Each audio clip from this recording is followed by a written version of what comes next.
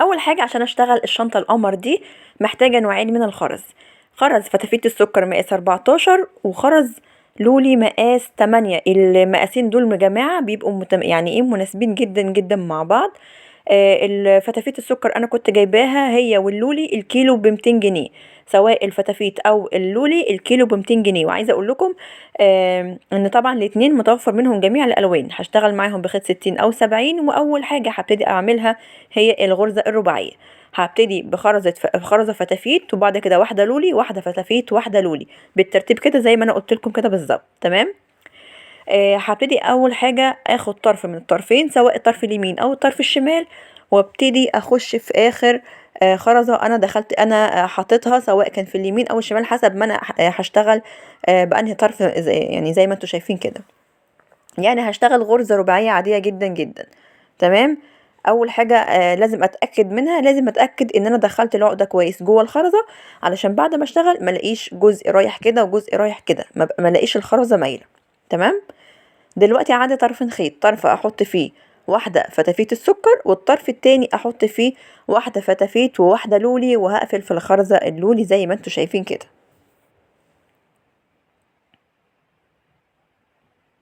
انا دلوقتي بشتغل وحدات رباعيه عاديه جدا، ولكن كل ما في الموضوع ان انا برتب الخرز اللي معايا ترتيبه معينه او بنظام معين عشان خاطر يقدر يديني الشكل اللي انتوا شفتوه في اول الفيديو. تمام.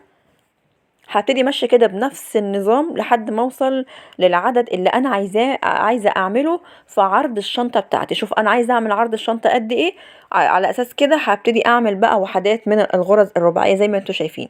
يبقى طرف من الخيط احط فيه واحده فتافيت، والطرف التاني احط فيه واحده فتافيت وواحده لولي. هقفل فين؟ هقفل في الخرزه اللولي. تمام يا جماعه. بالنسبه لي مقاس الشنطه اللي انا عملتها، انا هخلي العرض بتاعها كام 12 خرزة، يعني 12 خرزة من الفتافيت. تمام. 12 خرزة من الفتافيت. مش فاكرة، كان تقريبا العرض بتاعها 22 سنتي. ده لو انتوا حابين ان انتوا يعني تعرفوا الطول بالسنتي، او المقاسات بتاعتها يعني بالسنتي. تمام. يبقى انا عملت 12، عملت الاول 11 سطر او 11 وحده رباعيه زي ما انتوا شايفين كده. عملت 11 وحده رباعيه زي ما انتوا شايفين كده. انا بعد ايه؟ بعد من الجنب مش بعد في النص، بعد الفتافيت مش بعد اللولي زي ما انتوا عارفين. خلاص. الغرزه بقى رقم 12 او الاخيره، ايا كان العدد اللي انتوا عايزين تشتغلوه، هبتدي احط الغرزه واحده الاخيره فتافيت هبتدي بقى ان واحده انا اعمل لولي ايه؟ وواحده فتافيت. تمام. المره دي هقفل في الفتافيت مش هقفل في اللولي. خلاص، عشان بس يديني نفس الغرزة اللي انا بعملها بنفس الترتيب، وعلشان اطلع للسطر التاني. دلوقتي طرفين الخيط طالعين من الخرزة اللي هي فتافيت السكر، ودلوقتي عشان انا ابتدي بقى السطر التاني هعمل ايه؟ هاخد طرف الخيط اليمين زي ما هتشوفوا دلوقتي. دول كده العرض بتاع الشنطة 12 غرزة زي ما انا قلت لكم. تقدروا تعملوا العدد اللي انتوا عايزينه. تمام. اول حاجة هبتدي بواحدة لولي، وبعد كده واحدة فتافيت، وبعد كده واحدة لولي. التلاتة هحطهم في طرف الخيط اليمين زي ما انتوا شايفين كده. هقفل في اللولي. واهم حاجة زي ما قلت لكم بتأكد ان انا دخلت العقدة كويس جوه الخرزة، علشان بس تديني نفس الشكل، ما يبقاش خرزة مايلة وخرزة ايه يعني تبقى معدولة. الشنطة طريقتها سهلة جدا جدا، محتاجة بس شوية تركيز في الترتيب بتاع الخرز مش اكتر. هي غرزة رباعية مفيهاش اي مشكلة خالص، غرزة رباعية عادية، ولكن اللي بيفرق هنا هو ترتيب الخرز مش اكتر من كده. تمام. بعد كده بقى طرف الخيط اللي من فوق هحط واحدة فتافيت وواحدة لولي، وهقفل في اللولي، وهمشي بالطريقة دي لحد اخر السطر. تمام. بغير ترتيب الخرز امتى؟ في اخر خرزة في السطر، هي دي اللي هغير فيها الترتيب زي ما هتشوفوا معايا دلوقتي. تمام. يبقى انا كل اللي بعمله ايه؟ بمشي الخيط بتاعي اللي من تحت في خرزة اللي هي الفتافيت، والخيط اللي من فوق هحط واحدة فتافيت السكر وواحدة لولي، وهي دي اللي هقفل فيها اللي هي الخرزة اللولي زي ما انتوا شايفين كده. عايزه اقول لكم ان المقاسين دول زي ما قلت لكم في اول الفيديو مناسبين جدا جدا مع بعض. والشنطه عشان ما انساش، الشنطه وزنها يا جماعه اخدت كيلو الا ربع بالظبط. اخدت نص كيلو فتافيت، ويعني حبة صغيرين جدا جدا، نقدر نقول مثلا ممكن نقول 100 جرام او حاجة زي كده فتافيت. يعني قولوا مثلا 600 جرام فتافيت، واقل من ربع كيلو لولي زي ما قلت لكم، ده مقاس 8. يعني الشنطة كلها على بعضها وزنها كم كيلو الا ربع، وزنها كيلو الا ربع. خلاص وصلت كده لاخر السطر، اخر خرزة اخر غرزة همشي بقى، هحط الخرز بتاعي في طرف الخيط اللي من تحت، وهبتدي بخرزة لولي وخرزة فتافيت السكر، وهقفل في الفتافيت. زي ما هتشوفوا كده انا هبدأ اشتغل بس بالطريقة دي، سطور رايح جاي رايح جاي لحد ما اعمل ارتفاع الشنطة اللي انا عايزاه. وعايزة اقول لكم انا هنا مش بس هعمل الارتفاع، انا هعمل قطعة مستطيلة. القطعة المستطيلة دي انا مثلا هشوف ارتفاع الشنطة اللي انا عايزة اعمله، هعمله كام سطر. بالنسبة لي انا عملت 10 سطور، 10 سطور يعني في الارتفاع، تمام، واربعة لا 5 و5 في القاعدة، و10 كمان ارتفاع من الناحية التانية. يعني 10 امام 10 ظهر، والخمسة اللي هم القاعدة، فدول 25 سطر. انا عملت كده 25 سطر، وهنرجع مع بعض ونشوف هنعمل ايه تاني. يبقى انا دلوقتي طرف الخيط اليمين، بما ان انا هبتدي في اول السطر، طالما هبتدي يبقى هحط واحدة لولي، واحدة فتافيت، واحدة لولي في نفس طرف الخيط، تمام. بعد كده همشي واحدة فتافيت واحدة لولي، واحدة فتافيت واحدة لولي، لحد ما اوصل لاخر السطر. ولما اوصل لاخر السطر احط ايه، هعكس بقى، هعكس الخرز، فاحط واحدة لولي وواحدة فتافيت، تمام. زي ما قلت لكم هعمل 25 سطر. انا كده عملت 25 سطر اهو. العرض بتاعها 12 خرزة، والطول بتاعها او الارتفاع بتاعها 25 خرزة. تقدروا تعملوا القاعدة 4 خرزات بس، هتبقى برضو واسعة وجميلة وزي الفل. وده اللي انا عملته في الشنطة التانية، نفس الشنطة هي بس انا عملت لونها ابيض، تمام. خليت الارتفاع بتاعها 10، والقاعدة بتاعتها 4 خرزات، تمام. دلوقتي المفروض ان احنا هنشتغل ازاي. دلوقتي احنا هنبدأ ان احنا نقسم القطعة المستطيلة اللي قدامنا دي هنعد 10 خرزات من الجنب. انا في الاول هنا عملت 12 خرزة، وبعد كده قللتهم خليتهم 10 بس، تمام. فهعد من الجنب، همسك كده في اول السطر اعد 10 خرزات، وبعد كده ابتدي ان انا اعمل اتني القطعة المستطيلة زي ما انتوا شايفين بالشكل ده كده، اعمل لها زي حرف كده عشان ابدأ بس آه، اخد المقاس وابتدي اقفل الجوانب بتاعة الشنطة.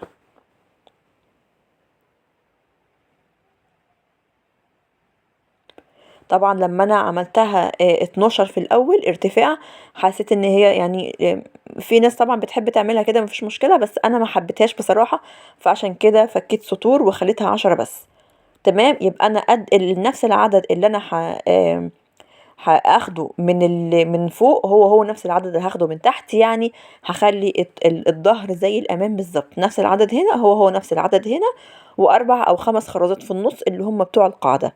دلوقتي هي مش هتبان هنا، هتبان لما تتقفل الجوانب. عشان اعرف اتمكن من القطعة بتاعتي واعرف اصورها لكم كويس، فانا قفلت جنب من الجوانب بتاعة الشنطة ورا الكاميرا، وهرجع معاكم تاني عشان نقفل الجنب التاني مع بعض، ونشوف هنعمله ازاي بطريقة سهلة وبسيطة بإذن الله.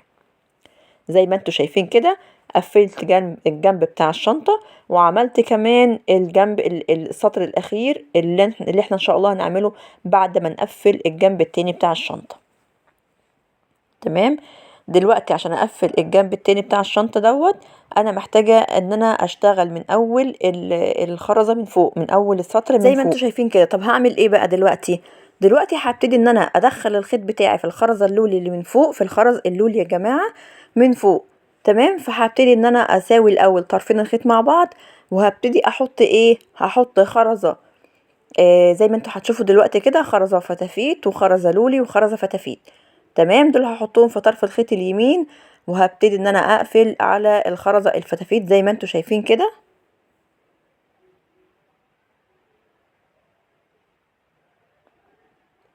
او زي ما انتوا شايفين بالشكل ده.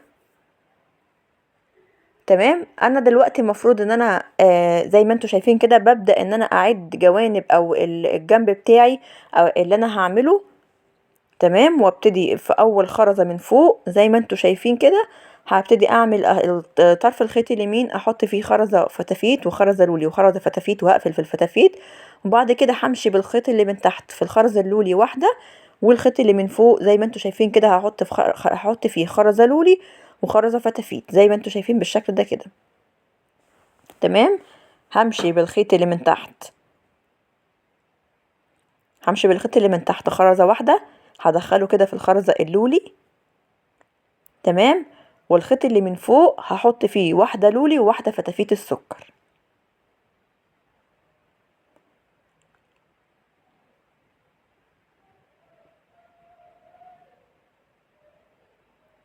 هقفل في الفتافيت زي ما انتوا شايفين كده، وهبتدي بقى ايه امشي السطر بتاعي ده كده لحد ما اوصل للخرزة اللي قبل الاخيرة وارجع معاكم ونشوف هنعمل ايه مع بعض. خلاص انا كده وصلت للخرزة اللي قبل الاخيرة زي ما انتوا شايفين كده، ولان انا بقفل في الجنب بتاعي هبتدي ان انا احط طرف الخيط اللي من تحت همشيه في الخرزتين هما الاتنين اللي هما الاتنين اللوليتين اللي من تحت. خلاص يبقى انا هحط في خرزة الخيط بتاعي اللي من تحت دوت همشيه في الخرزة اللولي اللي من تحت، وهمشيه كمان في الخرزة اللولي اللي هي اول واحدة في القاعدة بتاعتي او القاعدة بتاعت الشنطة. خلاص انا كده معايا 3 خرزات، يبقى كل اللي انا هحتاجه دلوقتي خرزة فتافيت السكر وهبتدي احطها في اي طرف من الاطراف. لا سوري، خرزة لولي واحدة لولي مش فتافيت. تمام. هقفل في خرزة لولي مش فتافيت زي ما انتوا شايفين كده، وانا كده قفلت اول سطر معايا زي ما انتوا شايفين بالشكل ده كده سهلة وبسيطة.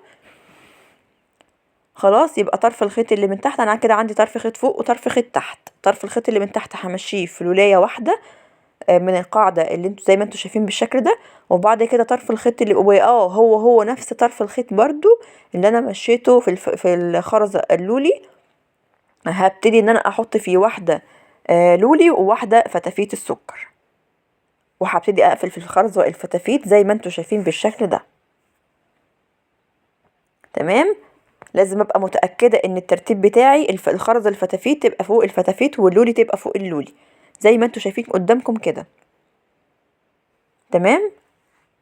الخيط اللي من تحت بمشيه واحدة في خرزة واحدة لولي، والخيط اللي من فوق ببتدي ان انا احط فيه واحدة لولي وواحدة فتافيت السكر زي ما انتوا شايفين كده، وبقفل على طول في الفتافيت زي ما انتوا هتشوفوا دلوقتي.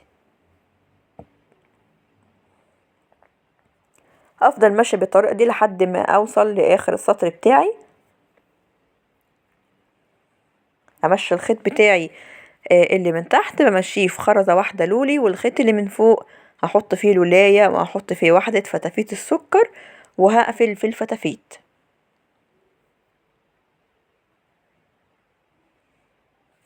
على فكرة الشغل فيها ممتع جدا جدا جدا. انا عملت منها الاوف وايت وعملت منها الابيض، وجبت كمان لون اسود من الفتافيت واللولي، وان شاء الله باذن الله هعمل كمان واحدة باللون الاسود هبقى اوريها لكم ان شاء الله. يعني بعد كده باذن الله هوريها لكم. تمام. انا كده وصلت فين؟ وصلت لحد اخر السطر بتاعي، وكل اللي انا هعمله دلوقتي ان انا هاخد طرف الخيط اليمين هحط فيه واحدة فتافيت السكر وواحدة لولي وهقفل في الخرزة اللولي زي ما انتوا شايفين بالشكل ده علشان تديني نفس الترتيب بتاع الغرزة. خلاص يا جماعة هقفل كده كويس وادخل العقد جوه الخرزة. ودلوقتي هاخد طرف الخيط اليمين هحط فيه ايه؟ هحط واحدة فتافيت وواحدة لولي زي ما هتشوفوا معايا دلوقتي.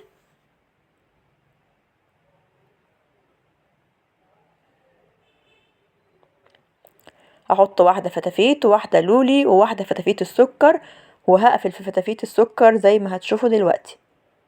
زي ما قلتلكم الترتيب مهم. خلي بالكم الشنطة عشان مقاس اللولي مقاس الفتافيت كبير شوية فهتخلص بسرعة، مش هتاخد معاكم وقت خالص على فكرة ان شاء الله. انا طبعا اخدت معايا شوية وقت حلوين بس عشان خاطر انا بصور فاوقات ما ببقاش مثلا جاهزة للتصوير بضطر ان انا اسيب الشنطة ما اشتغلش فيها لحد ما ابقى جاهزة وابدأ اصور واقوم واقعد واقوم واقعد، فعشان كده اخدت معايا شوية وقت حلوين. تمام. دلوقتي همشي الخيط بتاعي في لولاية، والخيط اللي من فوق هحط فيه واحدة لولي وواحدة فتافيت السكر. همشي بقى كده لحد اخر السطر.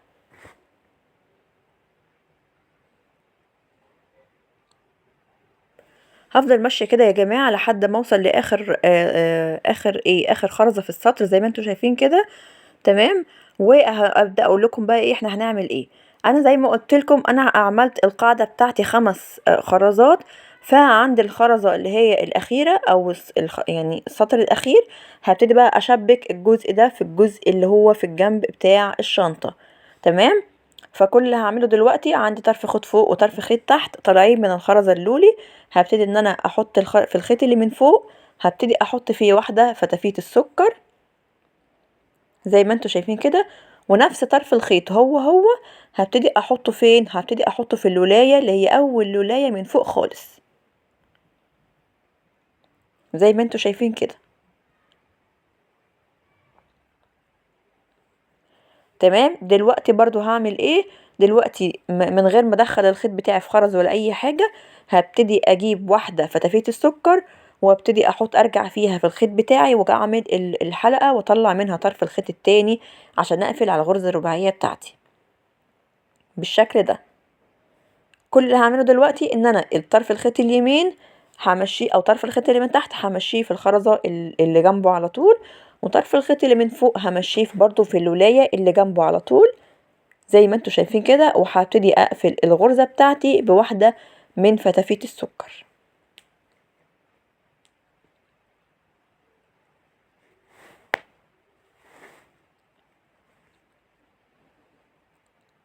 سهلة جدا وبسيطة وشكلها شيك جدا جدا جدا فوق ما تتخيلوا، وترند جدا جدا الفترة اللي فاتت. يعني جميلة جدا جدا على الطبيعة بجد، احسن من التصوير 100 مرة بصراحة. زي ما انتوا شايفين كده دلوقتي بمشي بالخيط بتاعي خرزة لولي تحت، والطرف التاني بمشيه برضو خرزة لولي لتحت، واي طرف خيط فيهم مش هتفرق اليمين او الشمال مش هتفرق. باخد خرزة فتافيت السكر وببتدي ارجع فيها تاني بطرف الخيط واكون الحلقة واطلع منها طرف الخيط التاني وادخل العقدة كويس جوه الخرزة. اكمل كده لحد ما اوصل لاخر السطر. بصوا هنا في اخر السطر بتاعي ببتدي ان انا اشوف الجزء بتاعي اللي من تحت هيتقفل ازاي حسب ما انا شايفة الشكل النهائي بتاعي. ببتدي ان انا طرف الخيط اللي هو اليمين بمشيه في الخرزتين اللولي اللي من تحت. ادي خرزة اهي، وهمشيه كمان في الخرزة اللولي اللي جنبها.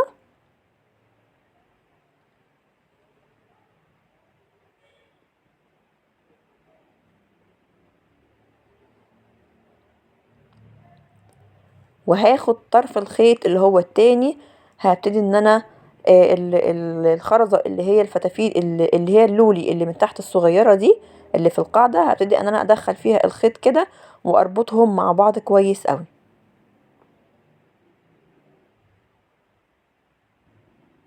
هعمل عقدتين او 3 حسب ما انا شايفة قدامي الشكل النهائي يعني، او حسب ما انا شايفة الخيط بتاعي هيبقى متماسك او لا.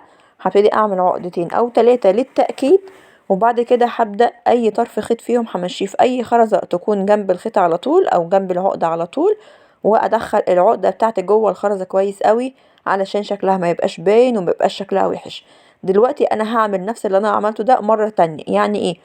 يعني هبتدي امشي الخيط بتاعي في الخرز لحد ما اوصل يعني اخلي طرفين الخيط يبقوا متقابلين مع بعض، وابتدي ان انا اربط برضو ربطتين او 3 واخفي العقدة جوه الخرز عشان بس أأمن على الشغل بتاعي مش اكتر من كده. خلاص. بعد كده بقى هقص الخيط الزيادة و وزي ما انتوا شايفين كده خلاص هبقى انا كده خلصت الجوانب بتاعة الشنطة، ونشوف بعد كده هنعمل ايه تاني مع بعض. بصوا بربط ربطتين كويسين كده، بس خلي بالكم وانتوا بتربطوا وانتوا بتشدوا الخيط ممكن ايديكم تتعور من الخيط لان الخيط ده بيعور جامد قوي. فخلي بالكم وانتوا بتشتغلوا وانتوا بتشدوا الخيط حاولوا ان انتوا يا اما تشدوه بالبنز يا اما ان انتوا تكونوا حاطين حاجة في ايديكم وانتوا بتشتغلوا. زي صوابع طبية او حاجة زي كده. تمام. دلوقتي كل اللي هعمله ان انا هاجي في جنب الشنطة، ان طبعا انا عملت جنب، هاجي في الجنب التاني وهبتدي اعمل السطر اللي هو الكورنيشة اللي انتوا شفتوه دلوقتي. فهعمل ايه؟ الكورنيشة دي اللي انا هعملها في الجنب بس، مش هعملها في الشنطة كلها. خلاص يا جماعة. تمام. انا دلوقتي في الجنب بتاعي اهو، ما بين الخرزة دي والخرزة دي اللي هو ايه، الزاوية بتاعة الجنب في الصف اللولي اللي هو نازل ده، زي ما انتوا شايفين كده. ده اللولي اللي هو يعتبر واصل ما بين الامام والجنب. هبتدي اخد خيط كويس قوي يكون طويل يعني شوية. تمام. وابتدي ان انا احطه في اول ولاية من فوق، واوسطن الخيط بتاعي، يعني اخلي طرفين الخيط قد بعض. وبعد كده ابدا احط واحدة فتافيت، واحدة لولي، واحدة فتافيت، وهقفل في الفتافيت زي ما انتوا شايفين كده. هقفل في فتافيت السكر زي ما انتوا شايفين، وادخل العقدة كويس جوه الخرزة. معلش لو الكاميرا قريبة قوي قوي عليكم، انا يعني كنت عايزة ان انا يعني ايه احاول اوضح السطر اللي انا بشتغل ازاي، بس يعني كنت بحاول ان انا اوضحه مش اكتر.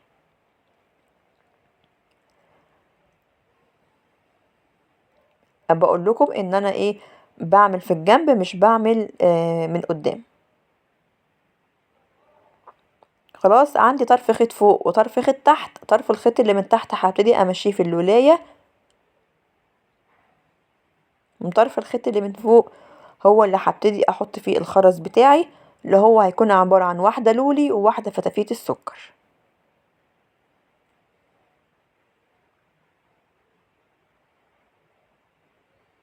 تمام زي ما شايفين كده.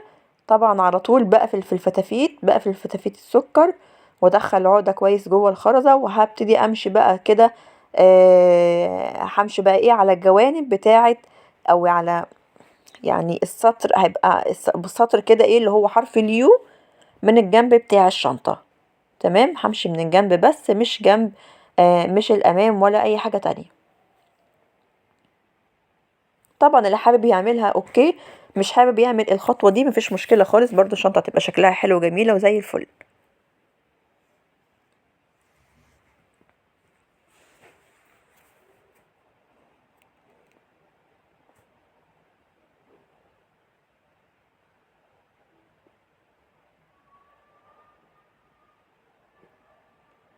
بفضل ماشية كده يا جماعة لاخر السطر، ولما اوصل لاخر السطر همشي بقى ناحية الجنب زي ما قلت لكم كده. همشي على القاعدة وهمشي على الجنب من الناحية التانية على حد ما اوصل لاخر السطر من فوق، اللي هو قصاد الجزء اللي انا ابتديت بيه من الاول خالص. هكمل بقى كده زي ما انتوا شايفين بنفس الطريقة.